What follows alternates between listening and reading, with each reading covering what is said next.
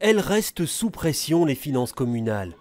10 communes sont sous plan d'assainissement régional, et pas parce qu'elles ont jeté l'argent par les fenêtres ou fait de mauvais choix. C'est le reflet d'une évolution, et on le voit bien, d'une dégradation structurelle d'un certain nombre de recettes. Et on peut le constater au niveau de la recette qui était la première recette des communes il y a 20 ans, à savoir l'impôt des personnes physiques, qui aujourd'hui est devenue une recette, je ne vais pas dire annexe, mais qui ne pèse plus entre guillemets qu'une dizaine, 10-11% dans l'ensemble des recettes. Le boom démographique a dopé l'investissement public et le volume de certaines dépenses a fortement augmenté. C'est le cas par exemple des dotations au CPAS ou aux zones de police, en augmentation de plus de 20% en 4 ans. Le budget pension du personnel pèse également de plus en plus lourd. Côté recettes, on constate une baisse du rendement de l'impôt sur les personnes physiques et sur l'immobilier.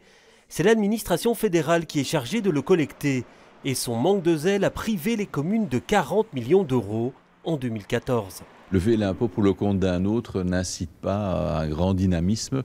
On le sait depuis des années. Je pense qu'un certain nombre de communes aujourd'hui vont jusqu'à envoyer les agents communaux dans les bureaux de l'administration du cadastre pour mettre à jour l'état du bâti sous peine de voir des nouvelles constructions non précomptées. Donc on se rend compte que même, je dirais, ce suivi-là n'est plus réalisé à temps et à heure. Pour mieux collecter l'impôt, la mise en place d'une administration fiscale régionale apparaît donc comme une urgence.